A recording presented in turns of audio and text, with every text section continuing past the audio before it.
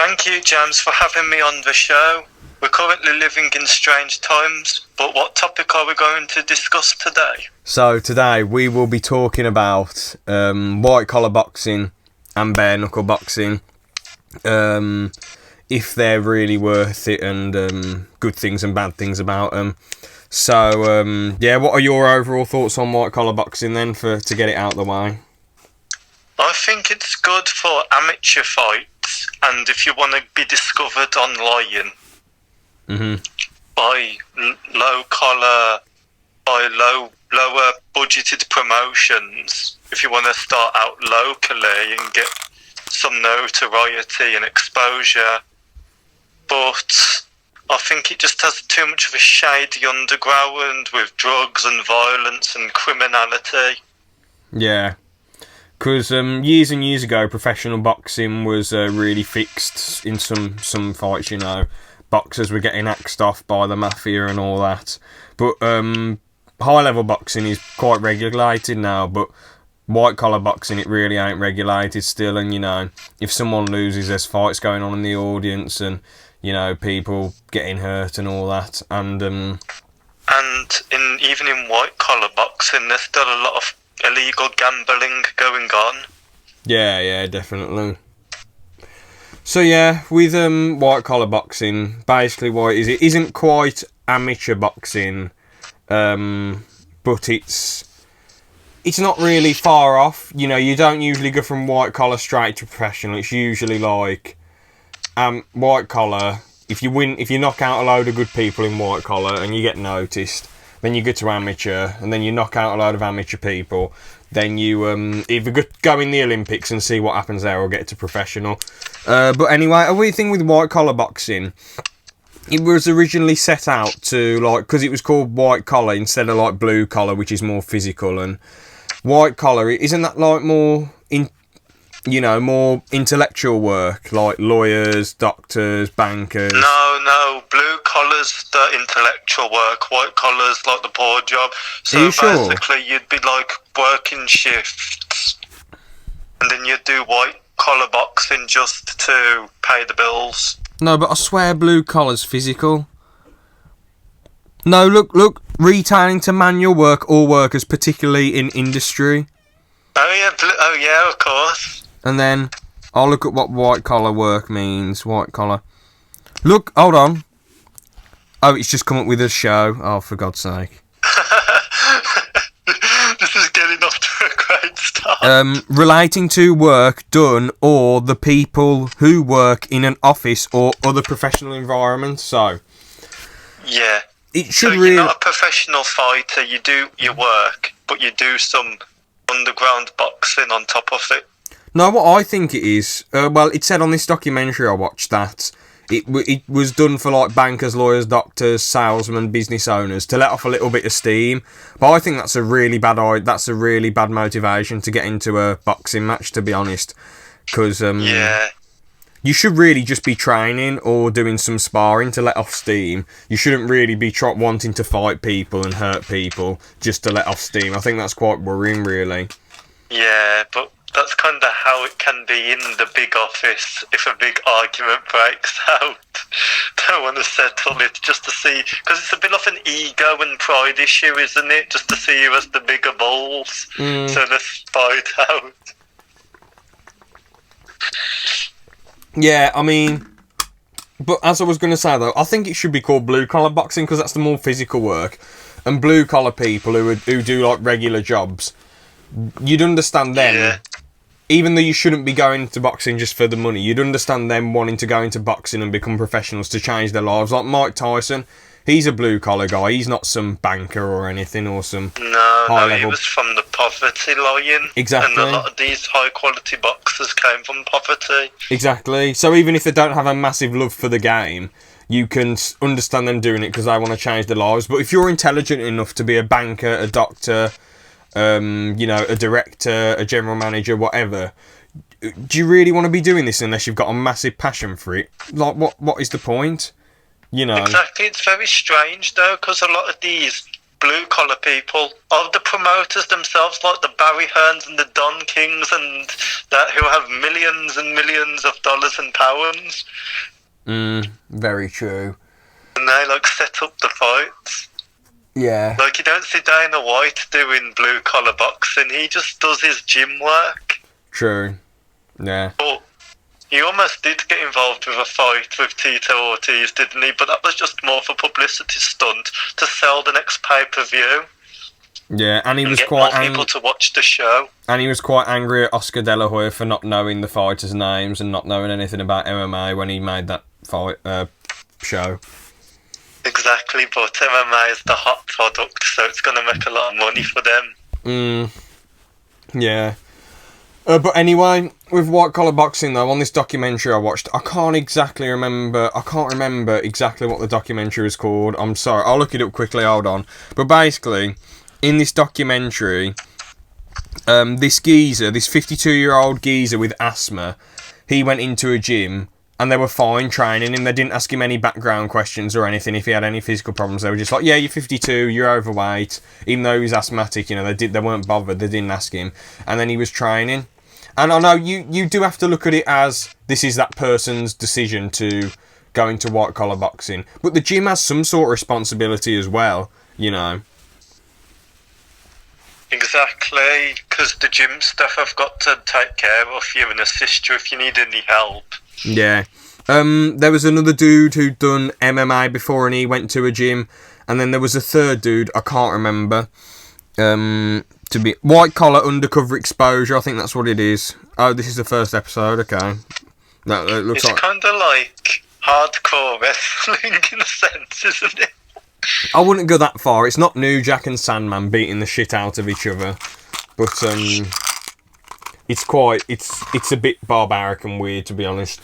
The weird thing is, it's kind of like the early beginnings of the UFC without the big names. Yeah. I mean, all I will say with white collar boxing is the minimum is 8 weeks training and 2 sessions a week. Can you believe that? So you have 16 sessions, madness, absolute insanity. If you've never boxed before, you can just go in there after 16 sessions. I mean, that is mad. And the thing is, sad about that is that there's no money in it, is there really? So, because if you paid for like 8 weeks of training sessions, and if you lose, you've basically done it all for nothing. You're just going to get terrible injury. Exactly, yeah. I mean, there was this one dude on there who went up against a professional kickboxer and MMA. He'd done loads of kickboxing bouts, and I think he'd done a couple MMA bouts. And I think this dude was just an absolute scumbag because he was going really hard on him. He was hitting him. He was doing illegal moves. He even hit him with a spinning elbow at one point, and he hit him with a Superman punch, which is also illegal in boxing. And the dude nearly died.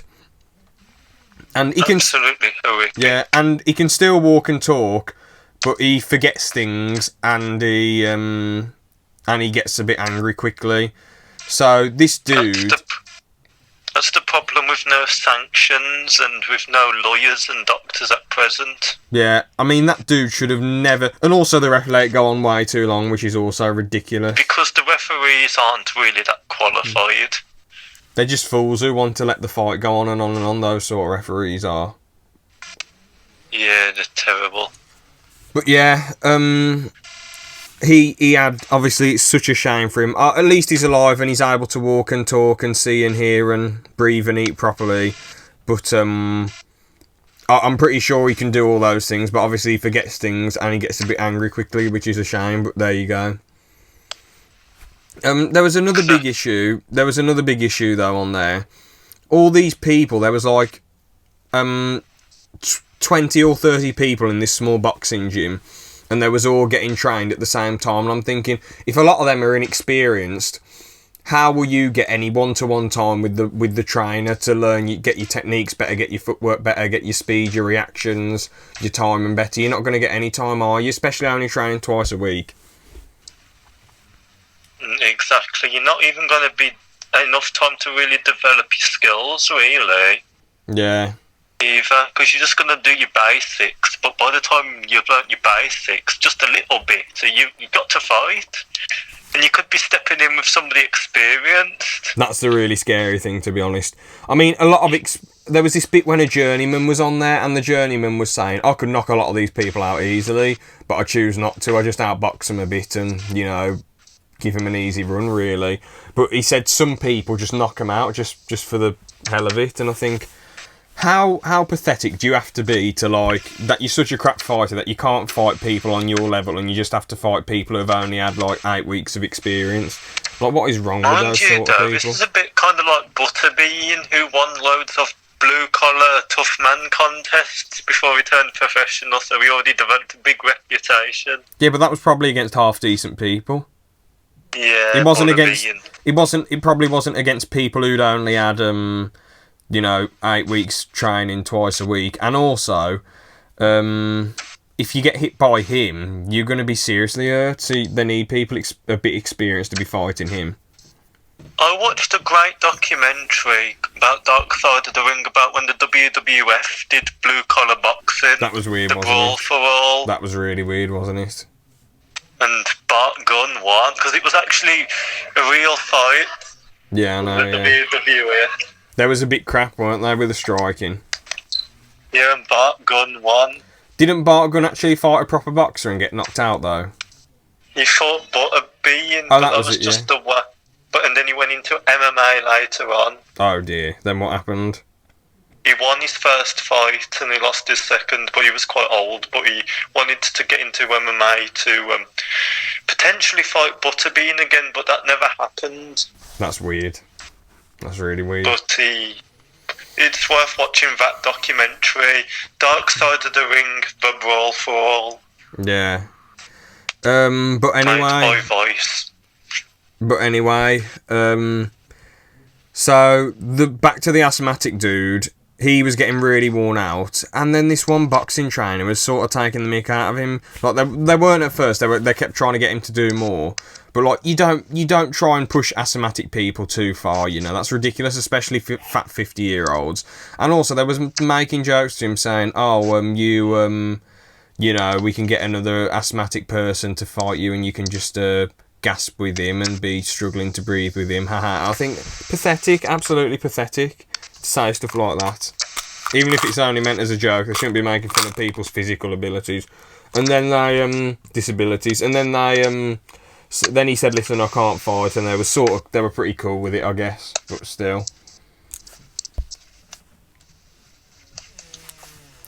But with white collar boxing, the thing is, right, I understand that there's other sports, you know, that are really, really, really dangerous, but in something like rugby, they wouldn't let someone who only had 8 weeks of rugby training take on someone who's had years and years of rugby, you know.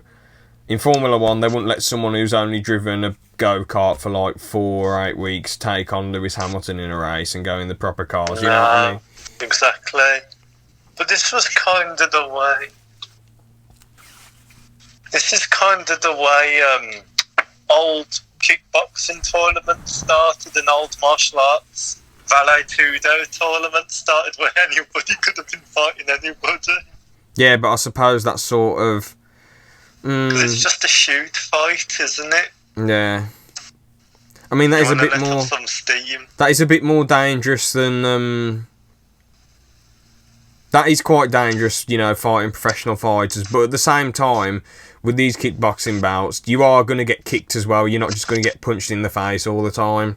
So, if the fight gets finished by a body kick, you know, you could get really hurt, but at the same time, you could just go down, be a bit hurt, and then that's it. Your brain is totally fine, so...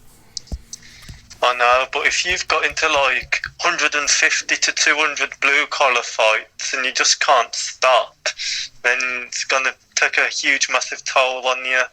Oh yeah, it's crazy. Whenever anyone has like 200 odd fights, it's mental. Like when they have a record of 350 fights, 166 drawn loads, lost loads. Yeah, I mean, there's a few people in Thailand who have like 300 odd fights, but the reason why that is because they were fighting since they was a kid. So. Yeah, exactly. And they do Muay Thai fights. Yeah. And grappling matches. Yeah, I mean, people who do grappling matches, they have like... A lot of them have had like 100 grappling matches. Like, I think Gordon Ryan's had 100 odd. Tournaments. Yeah. So it just goes on and on and on and on and on. And to be honest, it isn't as hard on the body as other combat sports are, so... But now's actually, like, the best time to become an MMA fighter, because it's the most exposure you can get. Yeah, especially with all the, hype McGregor's brought into it, and all the people he's got to watch it, Everyone's so... And all the new... And all the new fans. The big names who got popular 20, 25 years ago had to continue to fight. Yeah. Just to tell you quickly, Jack, Gordon Ryan has had 150 grappling matches, 139 wins, 116 submission wins, and 8 losses, 1 submission loss, and 3 draws. That's really impressive. Yeah, but he's just a shame that not many people in the mainstream have heard of him. Yeah, I mean, Gordon Ryan is like the GOAT grappler, but his family are really rich, so he can he's just grappled all the time for quite a few years. Exactly. So, but he still had to go there and work hard, He still had to go there every day. Dedication. Yeah. It wasn't all handed on a plate to him. I mean, there are some people who say he's a roidhead, but innocent until proven guilty, I know there's not many drug tests in grappling, but innocent until proven guilty. Exactly, that's the problem with it, there's a lack of testing. But that could evolve, but the problem is that grappling matches don't get the exposure. Well, the thing is, it's not one massive governing body. There's about 1 million different grappling promotions, sort of like boxing, really. How there's WBC, WBA, IBF, WBC and WBA and WBO. Yeah, exactly. And in grappling, I mean, there's about 1 million different things. You got there's Charleston and Submission Underground. You got EBI, ADCC, Polares. You got the Quintet, where loads of people get together and certain people. Say if you got 4 people, the whole team. You've got all the Gracie Championships as well. Yeah, IB, JJF, and all that sort of malarkey, all them. So, yeah, there's loads and loads of different promotions, so it's hard to have a proper governing body. But yeah, back to the white collar boxing though. Personally, if they have a love for the game and they really, really, really want to do it and want to excel and want to become really good at boxing, because the thing is with fighting and the severity of the danger, I feel like if you really want to do it, you should do it, I don't know, fight professional for like 10 years and then call it quits. Don't fight on too long, and it depends what happens in your fights. Yeah. But the thing is, if you really want to be a fighter, don't be worried about I could end up with serious damage, I could end up blah blah. The thing is, that can happen to you anyway. So if you really want it, go for it. But if you're not 100% sure, if you're not all in, don't go for it. Yeah, because that's the biggest problem with the fighters, is that they don't know when to give it up. Because the problem, what we're seeing now, is that we're seeing a bunch of old fighters getting involved in knuckle boxing and all sorts of amateur bouts. Yeah, BKB, yeah. Yeah. I mean, we'll talk about that in a sec. I just want to say one last point about the white collar boxing. If you are going to do it just for a bit of fun, make sure it's really regulated. Make sure you actually know what you're doing and it isn't just 8 weeks of training. And I don't know, have the big 16-ounce gloves on. Make sure it's one of those bouts and head guards. But if you actually want to excel and get to amateur boxing and Olympics and professional, just dedicate yourself to it. Don't just have 8 weeks of training. Just work really, really hard and keep grafting and you'll get there. Make sure it's a good gym. Make sure there's good people there. Make sure the people aren't going hard in sparring every single sparring session. Make sure it's only either... Tyson Fury proved that you didn't need to go to the Olympics to be a great success. I know, but it's just good experience and proving ground. Of course it is. But I do get what you mean. So just make sure it's a good gym and make sure, that you get checked over. And, that's all I can say, really. Just... try and make the right precautions. If you've got serious health problems, it's probably best not to do it. Like, some people just can't do things. It's sad, but it's better than seriously hurting yourself. But I know. But guys like Tank Abbott who get involved in violent bar brawls and history and just love fighting no matter what, and they're never going to give you up. That's very weird, to be honest. He's probably going to end up in a bad way. Well, he's just a dickhead anyway, I bet he's anyway, so... Yeah. So yeah, let's talk about bare knuckle boxing then. What do you think about that compared to white collar boxing and other forms of boxing? Well, it's interesting because it did raise a bit more exposure, like when McGregor's guy Artem Lobov. fought Malignaggi. Yeah, I was so surprised that Artem Lobov beat him, man. Because at the back of my head, I thought maybe because I haven't got gloves on and Malignaggi hasn't fought for ages, you know. And he did lose to he has lost to some people who aren't really that good, you know, who aren't really high level. Because once Sean Porter wrecked him, that was pretty much it. And he was even quite hurt before then. Yeah. But yeah, poor Amir Khan wrecked Malignaggi. Yeah. And Sam Eggington was his final fight, and Sam Eggington knocked him out cold as well. And Sam Eggington's alright, but he lost a fight recently against someone who wasn't really that good because he went up a division and he kept taking loads of punches. It was quite weird. Yeah, it was bad. It was against no, can't remember now, but I think it was against a it was ages ago. He's won some fights since then, to be fair. He's on a 4-fight winning streak. But yeah, with bare knuckle. Yeah, because speaking of bare knuckle boxing, Ken Shamrock's created a new promotion and he signed a bunch of established fighters with it, like Mark Goldbeer's doing well. Mark Goldbeer, yeah. Sokoudjou fighted the guy who knocked out Antonio Nogueira in 20 seconds. But so it's doing all right. But because Ken Shamrock was originally meant to go to Ireland to fight in a bare knuckle fight, but it never happened. Oh, okay. But yeah, back to McGregor's guy quickly. He had a really, really brutal fight with Jason Knight, and they all were bloodied up and battered. Then he mugged off Malignaggi, which was really impressive because I was sort of thinking, like, Malignaggi, all he's done forever is boxing, so you'd think he would have won easily, but he didn't. So I think partly the reason is because of the ring shape, and because it is like, isn't it a circular ring in their fight? I swear it was like a circular ring, man. I'll just look it up quickly. Lobov versus Paulie. Because you've got to get used to the rings. Yeah, it was a circular ring, yeah. So that would have definitely thrown him off, because obviously boxing in a square, well, a sort of rectangle square or whatever, compared to boxing in a circle, you're not going to be able to. It's going to be weirder going back, because you might think, oh, I'm fine, but then you're already at a corner, like a circular curve part, so you're like, oh shit, I'm already backed up. Exactly. That's why a lot of pride fighters aren't as good as fighting in cages. Yeah, because they're so used to a square ring. Yeah, and they use the ropes for leverage. Yeah, but to be honest, he did well to beat Malignaggi, but then he got knocked out by Jason Knight, so that was quite weird. I never watched that fight, but I was just shocked really that he got knocked out in the rematch, and he hasn't fought since.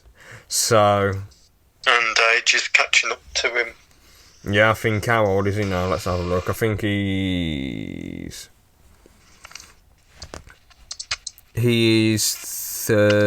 oh, come on, man. Yeah, 33 now. So, and he's had quite a lot of fights, and he's got booked by quite a lot of people. Although he hasn't really been finished that much, he really should. I mean, his record is 13-5-1 in MMA, and obviously his bare knuckle record is 2-1. So, you know, take it or leave it, I guess. But yeah, with bare knuckle boxing, it's totally different to normal boxing, so I don't really think you can get that far with it, because you can beat a load of people. You can beat a load of people in bare knuckle fights, and you go into boxing, the ring shape's different. It's weird having the 8 ounce or 10 ounce or 12 ounce gloves on, and you're like, what am I doing?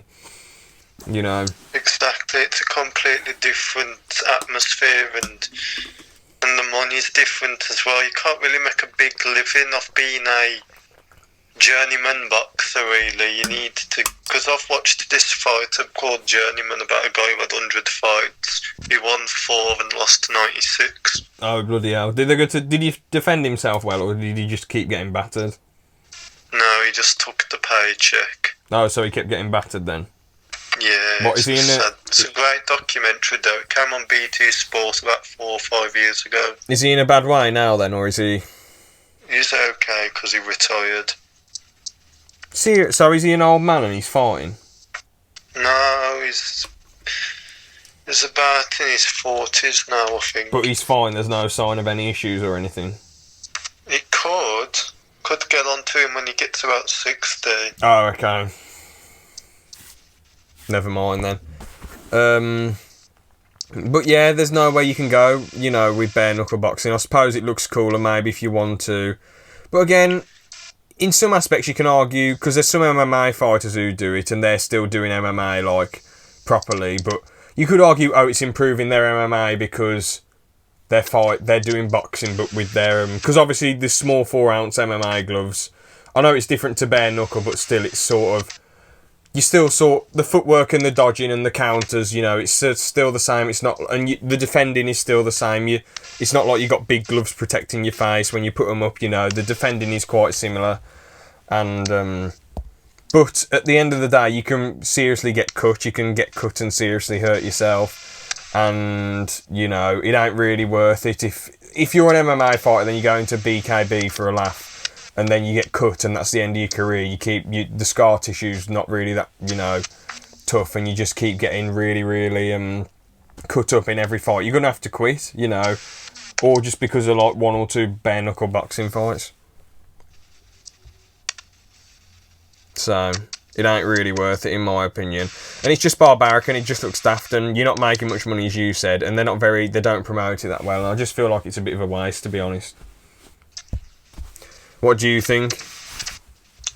Well, I think it's just not sustainable. Yeah. You need to like develop. How would you develop it? Like, make it more televised. Okay. If you can. Like, try and get pay-per-view. You need to get big established names to do it. Yeah. Yeah, fair dues. And try and get good arenas. Yeah.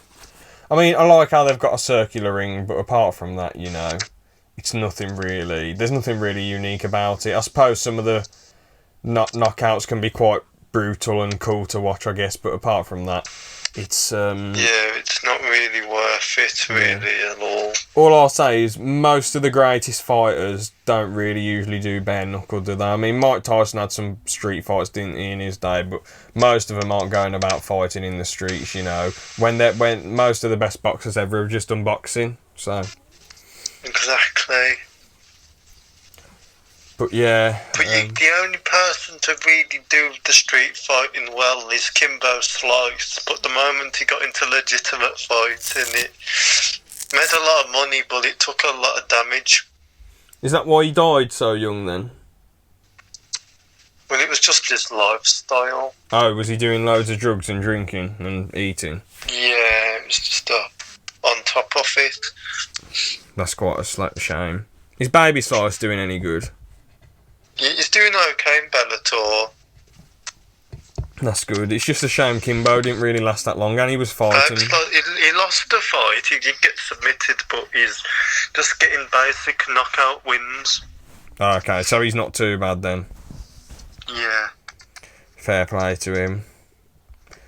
But yeah, I'd seriously just not advise bare knuckle boxing. I feel like it's just a bit of a waste, really. But if you really want to do it and you're passionate about that, I guess go for it. But I really, really wouldn't advise it. Would you advise people to do it or not? Or no, it's just not sustainable, and it just takes a massive toll on you at the end of the day. If you've lost loads of fights in it, and then you win a few, and then you want to get into MMA and into professional boxing just to be on the undercard, you just become a living journeyman for like 20-25 years. yeah. Well, I think we can wrap it up there nicely. Cheers for doing this one again, Mr. Jack. So, thank you very much. Thank you very much, James. Yeah, so Pleasure to be on the show. yeah, cheers, man. So, yeah, see you in the next one then.